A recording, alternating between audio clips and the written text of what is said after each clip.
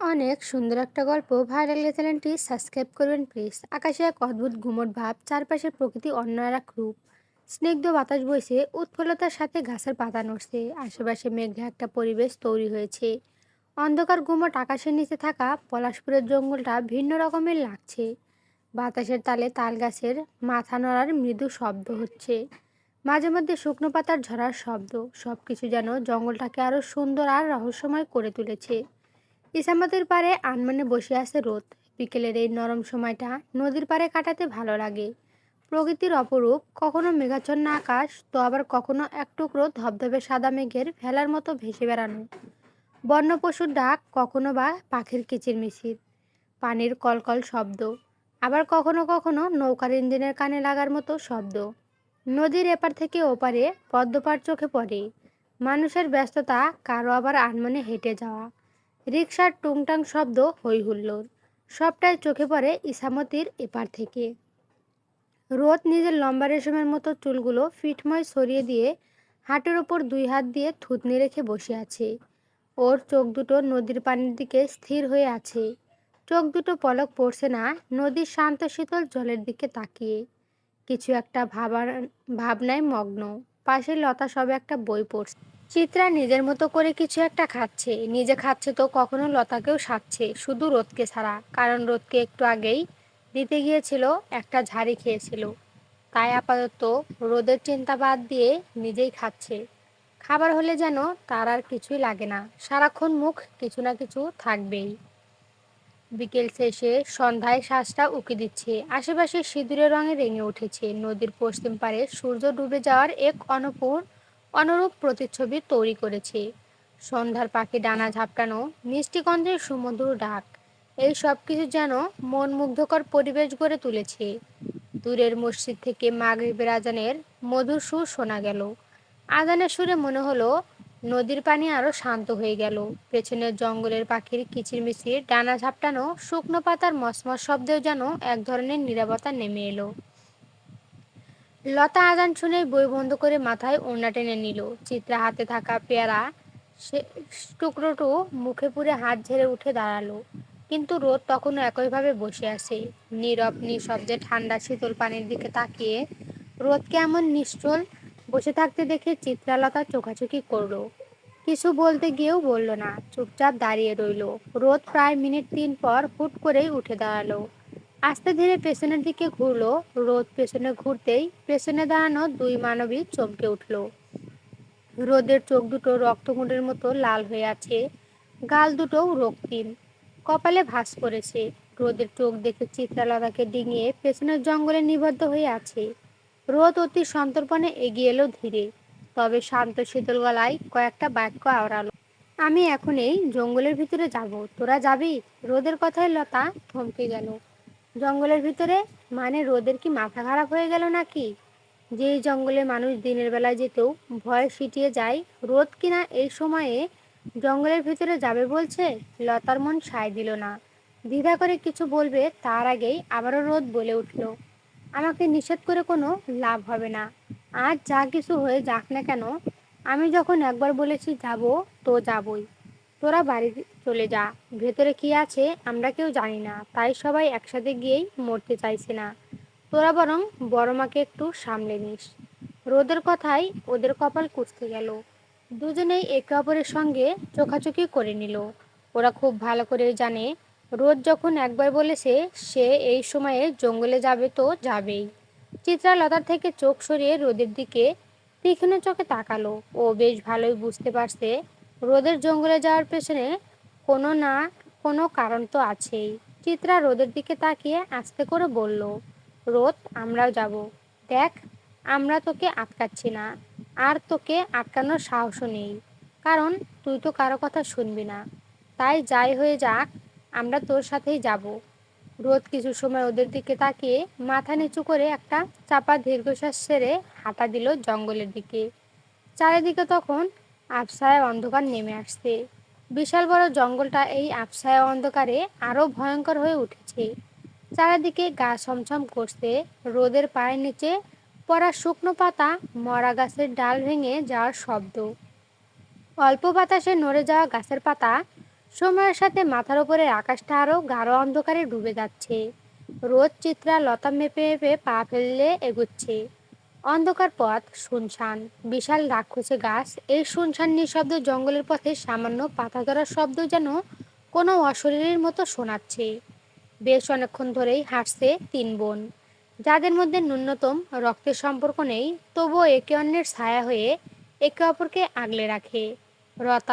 রোদ, লতা, চিত্রা। আর কিছু সময় হাঁটার পর হঠাৎ করেই চোখে এসে লাগলো এক সিটে হলদেটে আলোর ছটা। আলো চোখে লাগতেই তিনজনেই আশেপাশে চোখ বুলিয়ে দিল। তারা এখন জঙ্গলের মধ্যে গভীরে আছে। হঠাৎ এখন গভীর জঙ্গলে আছে, ওরা একটা বিষয় ভেবেই পাচ্ছে না। এই নিষিদ্ধ গভীর জঙ্গলে আলো কোত্থেকে আসলো। কৌতূহল নিয়ে আরো কয়েক পা এগিয়ে যেতেই চোখে পড়লো অন্ধকারে দাঁড়িয়ে থাকা এত বিশাল একটা বাড়ি।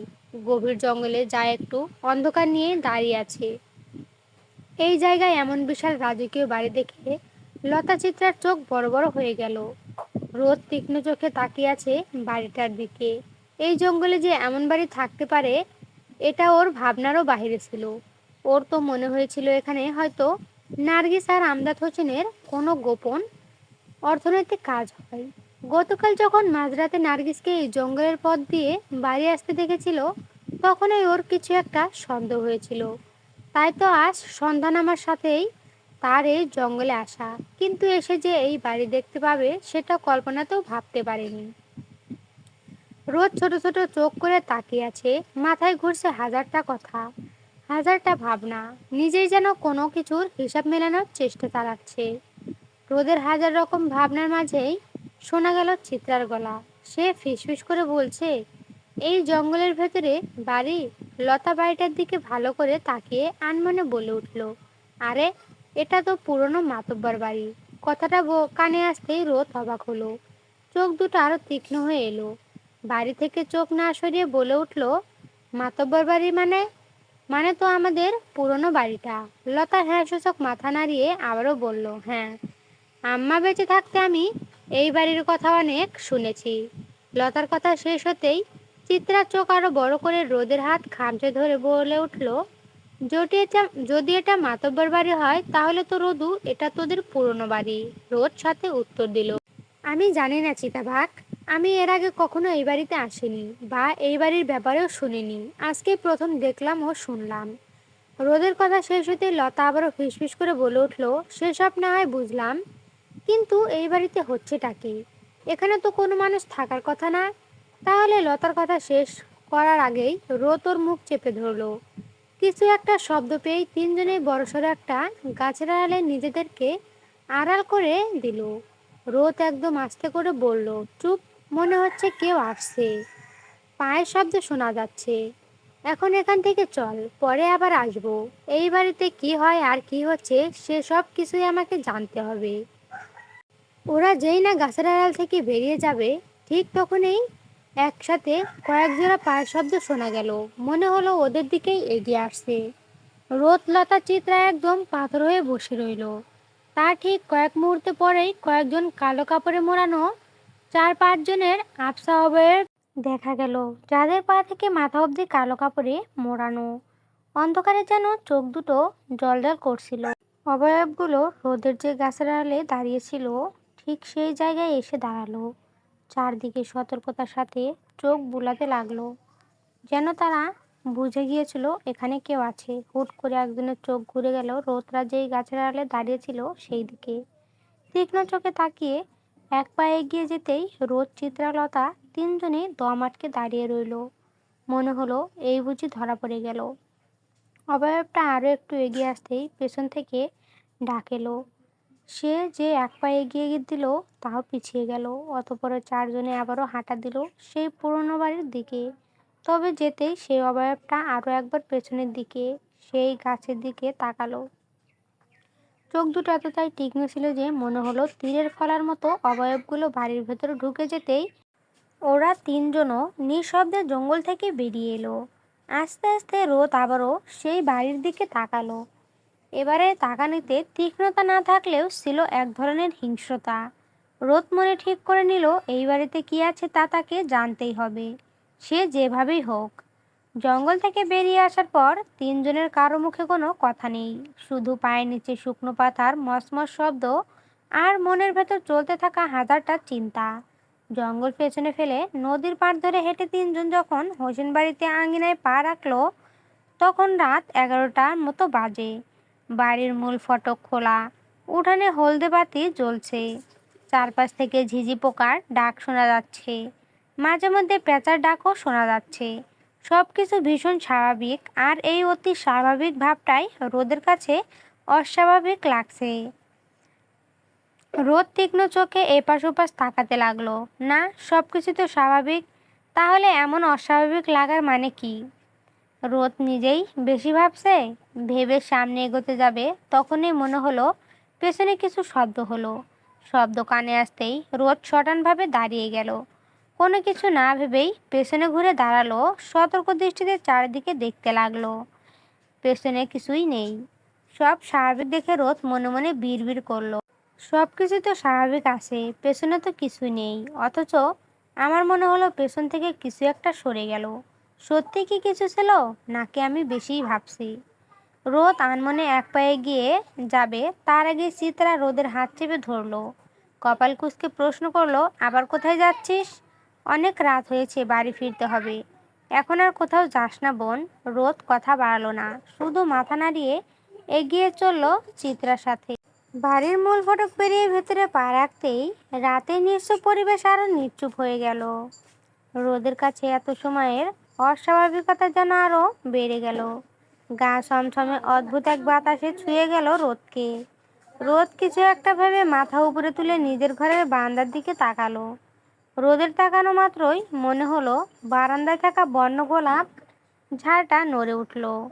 রোদ ভ্রু কুঁচকে তাকালো সেদিকে, পরপরই তাকালো আশেপাশে, মনে করলো হয়তো বাতাসে নড়লো, কিন্তু না, বাতাস তো নেই। অদ্ভুত ব্যাপার তো, বাতাস ছাড়ে গোলাপঝাড় নড়ে গেল। রোদ কপাল কুঁচকে দাঁড়িয়ে রইল। লতা চিত্রা ওকে রেখেই এগিয়ে গিয়েছে। রোদ আরো কয়েকবার তাকালো বারান্দার দিকে। না, এখন আর কিছুই তো নড়লো না। তাহলে কি মনের ভুল? ভাবনাটা মাথা থেকে ঝেড়ে বাড়ির দিকে এগিয়ে গেল। কয়েক পা এগোতেই হুট করে চোখ চলে গেল উঠানে থাকা বকুল গাছটার দিকে। গাছের নিচে থাকা খাটিয়ায় কেউ শুয়ে আছে। রোদ সেদিকে তাকিয়ে অবাক হলো। এই সময়ে তো কেউ এখানে এসে এভাবে শুয়ে থাকবে না। আর থাকলেও বা রোদের কি? রোদ কয়েক মুহূর্ত তাকিয়ে থেকে বাড়ির দিকে এগিয়েও গেল না। আর মাথায় অন্য কিছু আসতেই ও সেদিকে এগিয়ে গেল। মনে মনে ভাবলো, এটা আবার ওই কাকতাড়ুয়াটা না তো? বউয়ের সাথে ঝগড়া করে আবার এখানে এসে শুয়েছে। যাই, বেটাকে একটু জ্বালিয়ে আসি। কথাগুলো মনে মনে আওড়ে রোদ আর বাড়ির দিকে গেল না। সে চলল বকুল গাছের নিচে খাটিয়ায় মাহিরকে জ্বালাতে। রোদ আপন মনে গুনগুন করতে করতে এগিয়ে গেল। খাটিয়া থেকে একটু দূরে দাঁড়িয়ে থাকাতেই নিজে থেকেই ওর ভ্রু উপরে উঠে গেল। এটা তো মাহির না। খাটিয়ার ওপর শটান হয়ে শুয়ে আছে এক যুবক। পরনে কালো শার্ট, কালো প্যান্ট, পায়ে দামি জুতো। যুবকটা চিত হয়ে এক হাত ছড়িয়ে অন্য হাত কপালে দিয়ে শুয়ে আছে। ঘুমাচ্ছে কিনা বোঝা দায়। রোদ নাক কুঁচকে তাকালো। কি ভেবে আসলো আর কি হলো? ধুর ধুর, সব কিছুই আজাইরা। মনে মনে চরম বিরক্ত হয়ে চোখ কিছুটা গরম করে তাকালো শুয়ে থাকা যুবকের দিকে। তাকিয়ে থেকে হঠাৎ রোদের মনে পড়ে গেল আজ সকালের খাবার টেবিলে বলা আজিজুল হোসেনের কথাগুলো।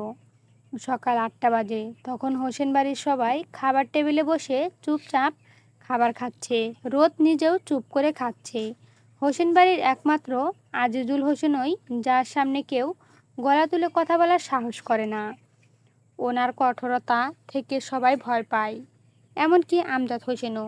তবে আজিজুল হোসেন সবার সাথে কঠোর হলেও একমাত্র রোদের সাথে আজ অবধি কঠোর হতে পারেননি। ওনার কাছে পরিবার সমাজ একদিকে তো রোদ একদিকে। যার একটা আবদার মানে আজিজুল হোসেনের কাছে পাহাড় সমান সুখ। কেননা রোদ কখনো কিছু নিয়ে আবদার করে না। যেদিন থেকে বুঝতে শিখেছে যে তার বাবা থেকে সারা পুরো দুনিয়ার জন্য চিন্তা, ঠিক সেই মুহূর্ত থেকে আবদার করা ছেড়ে দিয়েছে। আজিজুল হোসেন সবসময় চেষ্টা করেন যেন মেয়ে তার আগের মতো করে আবদার করে ওনাকে অভিযোগ করে। কিন্তু বিধিবাম মেয়ের আগের মতো কিছুই করে না। হুট করে মেয়েটা বদলে গেল। সব বদলে গেলেও কিছু ব্যাপার যা এখনও রোদের মাঝে আছে, আর সেটা নিয়েই আজিজুল হোসেন খুশি। সে যেমন এখন ছোটবেলার মতোই 3 বেলা লতার হাতে খাবার খাওয়া, বা আবার কখনো বড় মা বড় আব্বুর হাতে খেতে চাওয়া, আবার মাঝে মধ্যে মাঝরাতে বালিশ হাতে করে আজিজুল হোসেন এবং শারমিন শেখের ঘরে দরজায় এসে দাঁড়ায় বড় মায়ের সাথে শোবে বলে। আজিজুল হোসেন মেয়ের বেলায় বড্ড অবুঝ, আদরে আহ্লাদী। কি অদ্ভুত না, যেখানে আমজাদ হোসেন বাবা হয়েও মেয়েকে চোখের বিষ করেছেন, সেখানে আজিজুল হোসেন চাচা হয়েও আপন মেয়ের থেকেও বেশি আহ্লাদে বড় করার সম্পূর্ণ চেষ্টা করছেন। চাওয়ার আগে সব পূরণ করছেন। কেউ বাবা হয়ে অবহেলা করে তো, আবার কেউ বাবা না হওয়ার সত্ত্বেও বাবার সব দায়িত্ব পালন করে আদুরে বাচ্চার মতো করে বুকে আগলে রাখে। আজিজুল হোসেন খাবার মুখে মাখতে মাখতে টেবিলে উপস্থিত সবার দিকে একবার দেখে নিলেন। মেখে নেওয়া খাবারটা রোদের দিকে এগিয়ে দিলেন। রোদ লতার হাতের খাবার মুখে নিতে গিয়েও থেমে আজিজুল হোসেনের দিকে তাকিয়ে বিনা বাক্যে খাবারটুকু মুখে পুরে নিলেন। আজিজুল হোসেন হাসলেন, পরের লোকমা এগিয়ে দিলেন লতার দিকে। লতাও কোনো বাক্য না করে মুখে নিল। আজিজুল হোসেনকে ওদের দুজনকে খাইয়ে দিতে দেখে চিত্রা গাল ফুলিয়ে তাকালো। আজিজুল হোসেন চিত্রার ফোলা গালের দিকে তাকিয়ে এত সময় টেবিলের নিস্তব্ধতা ভেঙে শব্দ করে হেসে দিলেন। শারমিন শেখও নিজেও মুচকি হাসলেন। আজিজুল হোসেন চিত্রাকেও এক লোকমা খাইয়ে দিলেন। টেবিলে থাকা 5 জন মানুষের মুখে হাসি থাকলেও বাকি 4 জনের মুখে হাসির কোনো চিহ্ন নেই। নার্গিস রাগে ফুসফুস করছে, মিতি মনে হিংসায় জ্বলছে। মাহিরের সব বিরক্ত লাগছে। সে এবার মাথা তুলে তাকালো নিজের খালাতো বোনকে দেখে, যে কিনা মিতিকে বিয়ের প্রস্তাব দেওয়ার পর মুহূর্তে তার সঙ্গে সম্পর্কের সমাপ্তি করেছে। কথা তো অনেক দূরের, চোখ দিয়ে তাকিয়েও দেখে না। এতে মাহিরের মধ্যে কোনো অপরাধবোধ তো দূর, ভাবান্তরও কখনো হয়নি। সে ব্যস্ত অন্য কিছু নিয়ে। আর আমজাদ হোসেন, সে তো হিংস্র চোখে তাকিয়ে আছে রোদের হাসির দিকে।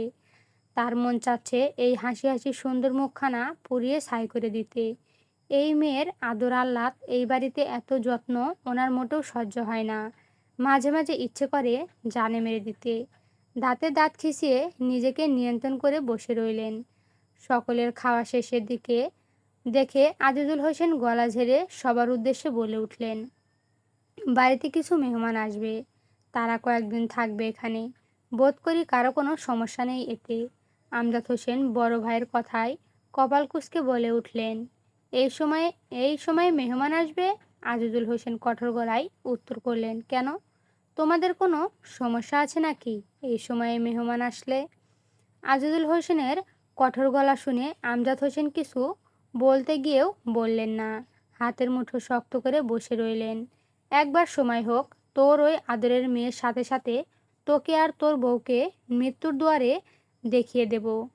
আমজাদের এই বিড়বিড় করে বলা কথাগুলো অন্য কেউ না শুনলেও ওনার পাশে থাকা নার্গিস ঠিকই শুনতে পেল। টেবিলের নিচে সবার আড়ালে আমজাদ হোসেনের হাতের ওপরে হাত রেখে চোখের ইশারায় তাকে শান্ত থাকতে বলে ফিসফিস করে বলল, শান্ত হও আমজাদ, শান্ত। এত অল্পতেই এমন উত্তেজিত হলে চলে?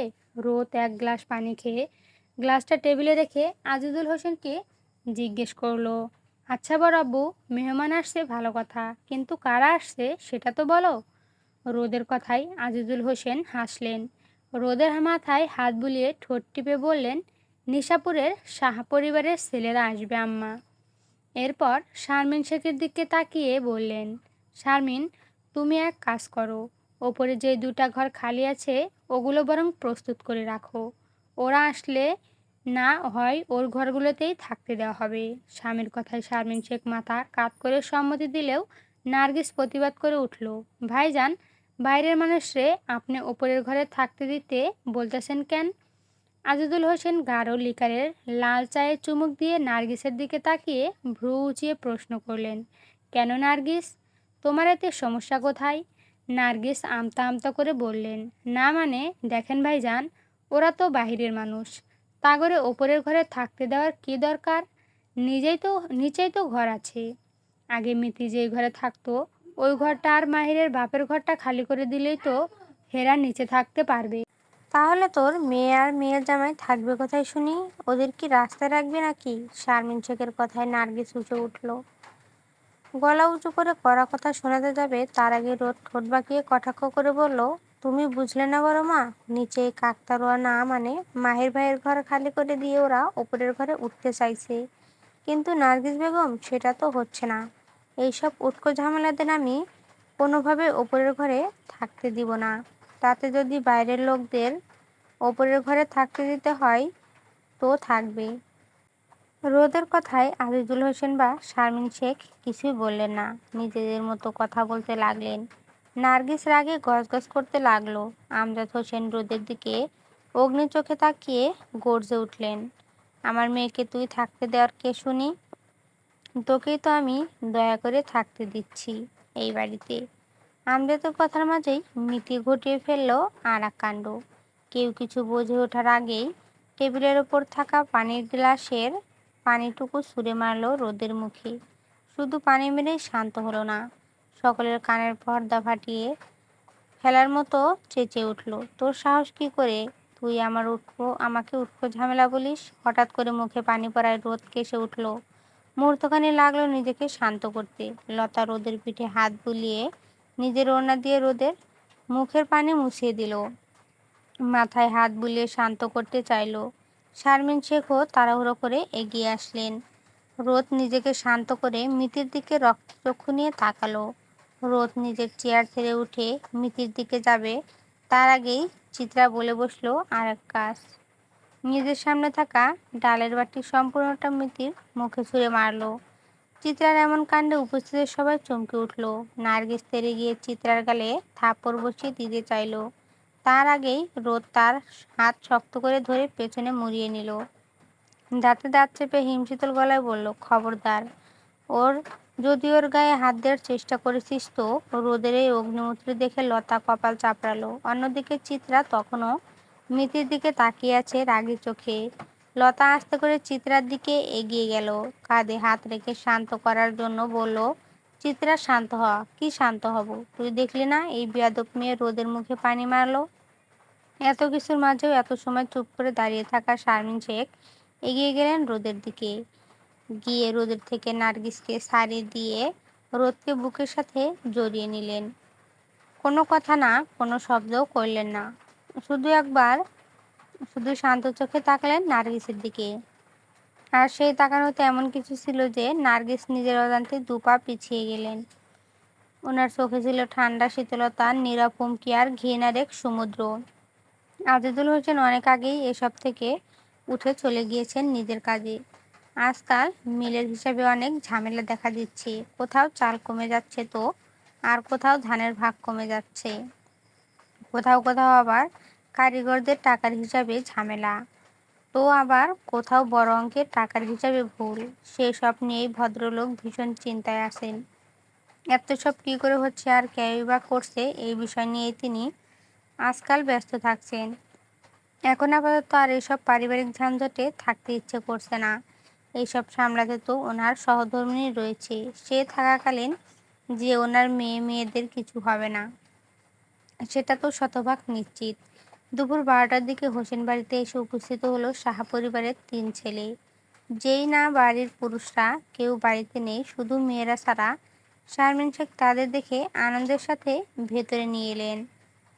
ওরা ভেতরে আসতেই রোদের মুখোমুখি হলো। একে অপরের মুখোমুখি হয়ে যেন হাঁ হয়ে গেল। তারা কেউ কাউকে এখনো এখানে আশা করেনি। এরই মাঝে শারমিন শেখ হাসি হাসি মুখে বলে উঠলেন, সোনা মা, তোর বড় আব্বু বলেছিল না যে মেহমান আসবে? এরাই তারা। একটু থেমে ওদের দিকে ইশারা করে বললেন, এই হচ্ছে আমার মেয়ে রোদ, ও লতা, আর ও হলো চিত্রা, রোদের বান্ধবী, আমার আর এক মেয়ে। এরপর ছেলেগুলোর দিকে ইশারা করে বললেন, আর এই হলো রফিকুল ভাইয়ের বড় ছেলে মান্নাত শাহ, আর ওর চাচাতো ভাই তাস আর অয়ন। ওদের অমন করে পরিচয় করিয়ে দিতে দেখে চিত্রার হাসি পেল। বেচারা বহু কষ্টে হাসি চেপে দাঁড়িয়ে রইল। লতা একটু করে ভালো মন্দ জিজ্ঞেস করলো।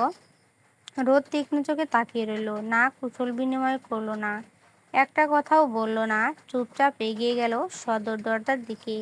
যেতে যেতে শুধু শারমিন শেখের উদ্দেশ্য বলে গেল, যে সে নদীর পাড়ে থাকা এই পুচকে এত রাতে এখানে কি করে। নিজের ভাবনার মাঝে রোদ কারো গলা পেয়ে হতচকিত গেল। গোল গোল চোখের সামনে তাকিয়ে দেখলো এত সময় যে মানুষটা খাটিয়ে শটান হয়ে শুয়েছিল সে এখন রোদের মুখোমুখি দাঁড়িয়ে আছে। রোদ নাক কুঁচকে কপাল গুটিয়ে নিল। মান্নাত তাকে আবারও পুচকে বলেছে। বিরক্তিকর। কে? কে আবার আপনি? এই আমাকে তোমার বিরক্তিকর মনে হচ্ছে? মনে হয় না, আপনি আসলে একটা বিরক্তিকর লোক। রোদের কথায় মান্নাত রেগে গেল। এক পায়ে এগিয়ে এসে রোদের একদম মুখোমুখি হলো। দুই হাত বুকে ভাঁজ করে দাঁড়িয়ে ঠোঁট বাঁকিয়ে বলল, আমি বিরক্তকর হই আর যাই হই তোমার মতো চুপচোরা তো না। রোদ যেন মান্নাতের কথায় আকাশ থেকে পড়ল। নিজের বাড়িতে সে নাকি নিজেই চুপচোরা, এ কথা কি মানা যায়? রোদ রাগ হলেও নিজেকে সামনে নিল। মান্নাতের মতোই বুকে হাত ভাঁজ করে দাঁড়িয়ে চোখ রাঙিয়ে বলল, আমাকে আপনার চোর মনে হয় কোন দিক দিয়ে? তো আমাকে আপনার বিরক্তিকর মনে হয় কোন দিক দিয়ে? আপনাকে তো সব দিক দিয়েই বিরক্তিকর লাগে। সেটাই তো, তোমাকেও তো সব দিক দিয়েই চোর মনে হয়। আর চোর না হলেই কেউ বা এই মাঝরাতে বাড়ির বাইরে থেকে ফেরে? মান্নাতের কথায় রোদ স্পষ্ট বুঝতে পারলো যে মান্নাত ওদের বাইরে থেকে ফিরতে দেখেছে। এখন চিন্তার বিষয় হলো মান্নাত আবার ওদের জঙ্গল থেকে আসতে দেখেনি তো। মনে চিন্তিত হয়েও বাইরে তা প্রকাশ করলো না। মান্নাতের দিকে তাকিয়ে কপাল কুঁচকালো। মান্নাত দুই পকেটে হাত ভরে ভাব নিয়ে দাঁড়িয়ে আছে। রোদ রাগ নিয়ে ফিসফিস করে গলাটা কিছুটা উঁচু করে, অসভ্যের মতো আমার বাড়িতে এসে আমাকে কথা শোনাচ্ছেন? রোদকে রাগে ফিসফিস করতে দেখে মান্নাত এক ভ্রু উঁচিয়ে ব্যঙ্গ করে বলল, দুই আনার মেয়ে ভাব ছয় আনার। আমার সাথে উঁচু গলায় কথা বলবে না। আর একবার সীমা ছাড়লে তোমাকে আমি ছেড়ে কথা বলবো না, জান নিয়ে নেব। চলবে? নেক্সট পার্টের জন্য কমেন্ট করবেন প্লিজ।